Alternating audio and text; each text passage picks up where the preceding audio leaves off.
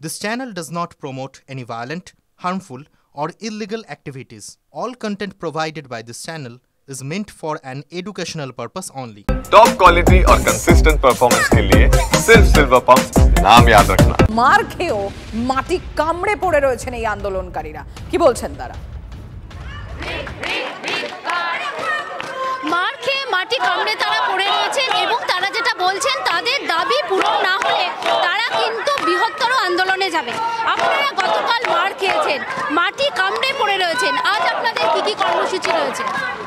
কর্মসূচি বলতে গতকাল আমাদের প্রায় 42 জনের মতো গুরুতর আহত হয়েছেন, 500 জনের ওপর প্রায় ইনজিওর্ড, হাসপাতালে গিয়ে ফিরে আসতে হয়েছে, এরকম ঘটনা ঘটেছে। আজকে আমরা সকল জনগণের কাছে বার্তা রেখেছি যে তারা যেন তাদের শুভবুদ্ধি সম্পন্ন মানুষ যারা রয়েছেন তারা আসুন, আমাদের পাশে থাকুন। আমরা সেটাই চাই, সকলে আমাদের পাশে এসে দাঁড়ান। আমার সাথে রয়েছেন এখানে সুমন বিশ্বাস, একটু কথা বলে নেব। প্রথম থেকেই আমরা দেখেছি আন্দোলনকে নেতৃত্ব দিয়েছেন। সুমন, আজ কি কর্মসূচি রয়েছে? আজকের আমাদের লাগাতার অবস্থান 10 দিন। আমি ওনার কাছেই জানতে চাইবো, শোভা, এই জায়গাটাই জানতে চাইবো যে গতকাল রাতে লাঠিচার্জ করা হয়েছে, মার খেয়েছেন তারা, তারপরেও মাটি কামড়ে পড়ে রয়েছেন আন্দোলনকারীরা। এদিকে বিধাননগর পুলিশের পক্ষ থেকে শতপ্রণোদিত মামলা দায়ের করা হয়েছে, কি বলছেন আন্দোলনকারীরা?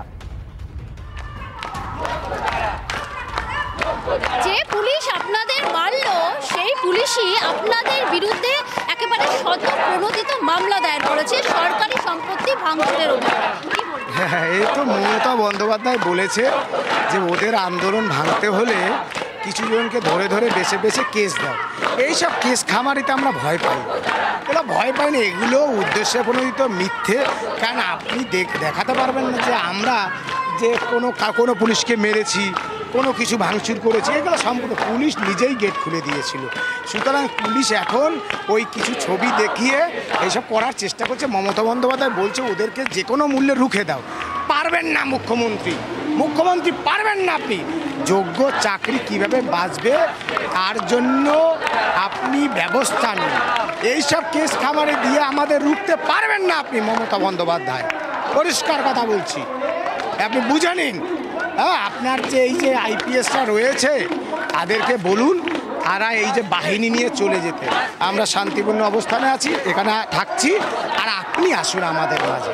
এদের কি দরকার? আপনি আমাদের মুখ্যমন্ত্রী, তামাশা বানাচ্ছেন নাকি? চাকরি চুরি করে আমাদের পথে বসিয়ে দিয়েছেন, আবার পুলিশ দিয়ে পেটাচ্ছেন, কী ভেবেছেন? আমরা রুখে দিয়েছি এই 12-13 বছরে মমতা বন্দ্যোপাধ্যায় শাসনকালে এই প্রথম সরকারের দুর্নীতির বিরুদ্ধে একটা প্রকৃত লড়াই গড়ে উঠেছে। আমরা পুলিশি বাধাকে প্রতিরোধ করেছি, পুলিশ ব্যাক ফুটে গেছে, আমরা ব্যাক ফুটেছে না। আমরা মামলা দায়ের হলো, কোনোভাবে কি আপনারা ভয় পাবেন, পিছিয়ে যাবেন, নাকি আগামী দিনে আপনাদের দাবি পূরণ না হলে বৃহত্তর আন্দোলন? আমরা ভয় পাইনি, আমরা ভয় পাইনি। আপনাদের মিডিয়ার মাধ্যমে বলছি, রাজ্যের বিরোধী দলনেতা মাননীয় শুভেন্দু অধিকারী, আপনি আমাদের মাঝে আসুন, আপনি আমাদের মাঝে আসুন। বাংলার যোগ্য চাকরিহারাদের এই যে কাপুরুষ পুলিশ গতকাল যে কলঙ্কের ইতিহাস ঘটিয়েছে পশ্চিমবাংলায়। সময় সঙ্গে থাকো, আমরা ইতিমধ্যে টেলিফোনে যোগাযোগ করতে পেরেছি। ডক্টর অনিকেত মাহাতো রয়েছেন আমাদের সঙ্গে। ডক্টর মাহাতো, গতকাল আপনি নিজে গোটা ঘটনা দেখেছেন এবং বলেছেন যে যেভাবে লাঠিচার্জ হয়েছে হয়তো অনেকের পাঠাও ভেঙে গিয়ে থাকতে পারে। আজকে তাদের বিরুদ্ধে পুলিশ শতপ্রণোদিত মামলা রুজু করেছে, কিভাবে দেখছেন গোটা বিষয়টা, কি বলবেন?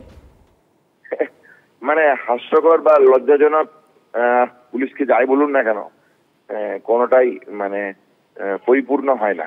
কিন্তু যেটা বলার সেটা হচ্ছে যে গণতন্ত্রের কালকে যেভাবে বর্বরচিতভাবে পুলিশ লাঠিচার্জ করেছে নিরীহ শিক্ষক শিক্ষিকা এবং শিক্ষাকর্মীদের উপর, তার তো কোনো হয়তো বাংলার ইতিহাসে এই ধরনের নজির, ব্রিটিশ ইতিহাসে নজির থাকলেও থাকতে পারে, বাংলার ইতিহাসে এই ধরনের নজির আছে কিনা সন্দেহ আছে। তাহলে সেই জায়গায় তারা আজকে কি করছে যে ওই আন্দোলনকে আরো যাতে কালিমালিপ্ত করা এবং আন্দোলনকে যাতে শেষ করে দেওয়া যায় তার জন্য যত রকমের প্রচেষ্টা আছে তারই একটা প্রচেষ্টা এই শতপ্রণোদিত মামলা বলে আমার মনে হয়। হ্যাঁ, 9ই আগস্টের ঘটনাকে কেন্দ্র করে 14ই আগস্ট আমরা দেখেছি কলকাতা পুলিশের ভূমিকা। সেদিন সিস্টারদের কাছে অনুনয় বিনয় করছেন, পেশেন্টদের বিছানার নিচে থেকে তারা প্রাণ বাঁচিয়েছেন। এই তো ছিল পুলিশের ভূমিকা, এই তো ছিল রাজ্য পুলিশ, কলকাতা পুলিশের ভূমিকা। আজ তারা সরকারের বলে বলিয়ান হয়ে নিরীহ শিক্ষক শিক্ষক শিক্ষিকা এবং শিক্ষাকর্মীদের উপর যেভাবে বর্বরচিত আক্রমণ চালাচ্ছে জুনিয়র ডক্টরস ফ্রন্ট তীব্র ধিক্কার জানায়। আমরা মনে করি কোন গণতান্ত্রিক পরিকাঠামোতে একটা ন্যায়সঙ্গত আন্দোলনের উপর এই ধরনের নির্বিচার বা অবিচারে লাঠিচার্জ কখনোই কাম্য নয়, আর এই ধরনের স্বতঃপ্রণীত মামলা তো কখনোই কাম্য নয়। ধন্যবাদ ডক্টর মাহাতো।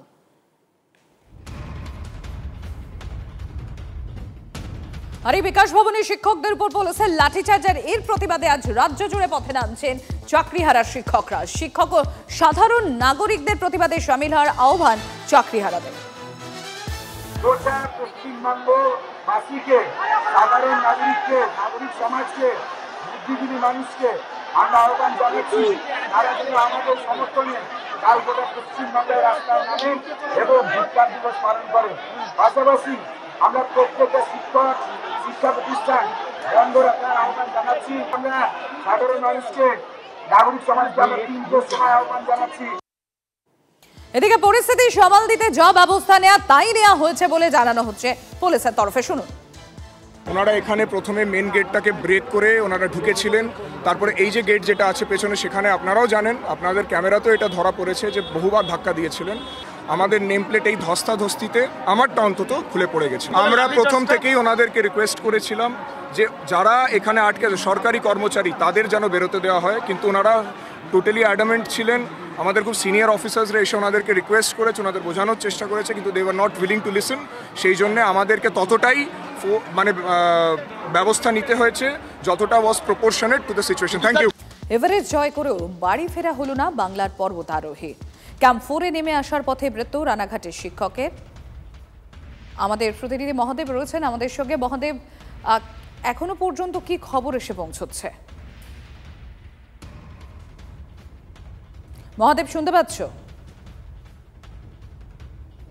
আপনাদের জানাই এভারেস্ট জয় হয়ে গিয়েছিল, কিন্তু এভারেস্ট জয় করেও বাড়ি ফেরা হলো না বাংলার পর্বতারোহী। ক্যাম্প 4-এ নেমে আসার পথে মৃত্যু রানাঘাটের শিক্ষকের। গতকাল বিশ্বের সর্বোচ্চ শৃঙ্গ জয় করেন 2 স্কুল শিক্ষক। রানাঘাটের স্কুল শিক্ষক রুম্পা দাস ও সুব্রত ঘোষের এভারেস্ট জয়। রুম্পা দাস ক্যাম্প 4-এ ফিরলেও ফেরা হলো না সুব্রত ঘোষের। নামার সময় হিলের স্টেপের কাছে ক্লান্ত হয়ে পড়েন সুব্রত। আনন্দের রেশ কাটার আগেই রানাঘাটে সুব্রতর বাড়িতে শোকের ছায়া।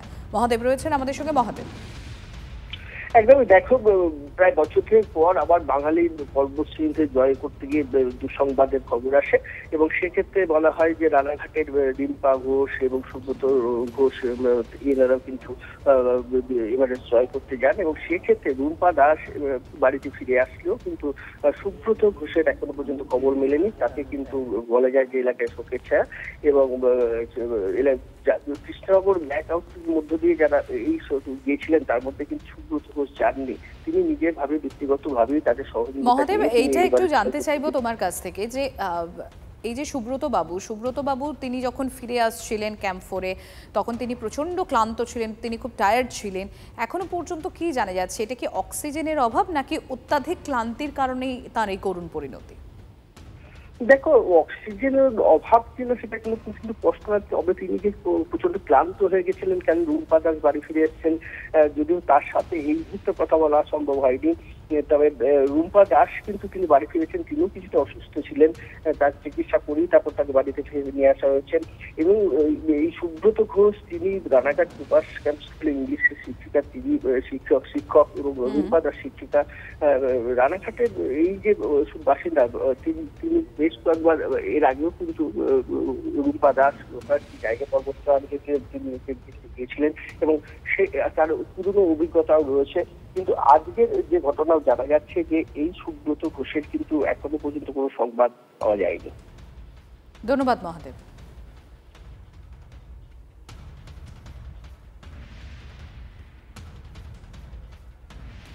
এভারেস্ট জয়ী পর্বতারোহী সত্যরূপ সিদ্ধান্তের সঙ্গে আমরা যোগাযোগ করতে পেরেছি টেলিফোনে। সত্যরূপ বাবু, আপনি নিশ্চয়ই এই সংবাদটি শুনেছেন যে সেখানে ক্যাম্প 4-এ ফেরার আগেই, আনন্দের রেশ কাটার আগেই রানাঘাটের সুব্রত বাবু তিনি তার এই করুণ পরিণতির কথা। তো আপনার কাছ থেকে যেটা জানতে চাইবো যে এই যখন এভারেস্ট জয় করে ফেরার পর উনি প্রচণ্ড ক্লান্ত ছিলেন বলে জানা যাচ্ছে, কিন্তু মূলত কি কি সমস্যার সম্মুখীন হতে হয়? অ্যাকচুয়ালি এভারেস্ট দু তিনটে জিনিস হয়। একটা হচ্ছে হাইটের সঙ্গে সঙ্গে মানে 8000 মিটারের উপরে যখন আমাদের হিউম্যান বডি যায়, সেটা যে কিভাবে রিয়াক্ট করবে বডিটা, সেটা আগে থেকে কিছু বলা যায় না। আর সেকেন্ড হচ্ছে যে যখন এরকম অল্টিটিউড সিকনেস শুরু হয়, তো সেটা একটা লেভেলের পর সেটা পালমোনারি এডিমা বা সেরিব্রাল এডিমা, যেটা মানে হচ্ছে যে লাংসে জল জমে যায় বা ব্রেনে জল জমে যায়। তো সেটা যখন হয় সেটা খুবই ফ্যাটাল হয়ে যায়। তখন একমাত্র উপায় হচ্ছে, কোনো ওষুধই কাজ করে না, তখন একমাত্র উপায় হচ্ছে নিচে নামিয়ে নিয়ে আসা যত তাড়াতাড়ি সম্ভব। এবার সেটা এভারেস্টের মতো জায়গায় তো রেস্কিউ সম্ভব হয় না 4th ক্যাম্পের উপরে।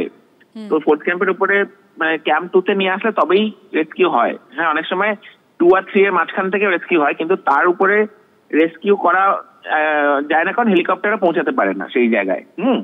তো সেরকম জায়গায় যেন ওরকম সিচুয়েশনে না চলে যায়, তার আগেই আমাদের ধরে মানে আইডেন্টিফাই করে নিতে হয় যে আমাদের ওরকম জিনিস হচ্ছে কিনা। হ্যাঁ, তো ডিসিশন মেকিং ভুল হয়ে যায়, হয়ে যায়, কারণ ওটা হট করে হয় না যে সুইচ টিপলাম আর সঙ্গে সঙ্গে হয়ে গেল, তা হয় না। মানে এটা বেশ অনেকক্ষণ ধরে চলতে থাকে জিনিসটা। হ্যাঁ, এবার এই দুটো কেসের সঙ্গে তার সঙ্গে যেটা হয়ে যায় যে ফ্যাটিক যখন খুব বেশি হয়ে যায়, তখন বা অ্যাক্লামাটাইজেশন যদি ঠিক করে না হয়, তখন খুব স্লো হয়ে যায় আমরা। রাইট, তো এই স্লো হয়ে যাওয়ার জন্য আমাদের যখন এভারেস্ট ক্লাইম করতে হয় অক্সিজেন সাপোর্ট নিয়ে, তখন 3টে অক্সিজেন সিলিন্ডার ইউজ করতে হয়। হ্যাঁ, মানে 3টে আমরা টিপিক্যালি নিয়ে যাই। 3টে নিয়ে গেলে একটা সিলিন্ডারে হচ্ছে আমি এভারেস্টের যে অর্ধেক রাস্তাটা, মানে ক্যাম্প 4 থেকে যখন আমরা স্টার্ট করলাম সামিটের জন্য, সেই রাস্তার অর্ধেক জায়গাটার নাম বলা হচ্ছে ব্যালকনি। সেই ব্যালকনি পর্যন্ত আমার একটা সিলিন্ডারে পৌঁছাতে হয়। এটা হচ্ছে ক্যালকুলেশন। সেখানে এখনো পর্যন্ত যেটা জানা যাচ্ছে সত্যরূপ বাবু, যে হিলারি স্টেপের কাছে এসেই তিনি মূলত ক্লান্ত হয়ে পড়েন এবং তারপরেই তাকে নামিয়ে আনা হয়। আপাতত আপনাকে ধন্যবাদ সত্যরূপ বাবু।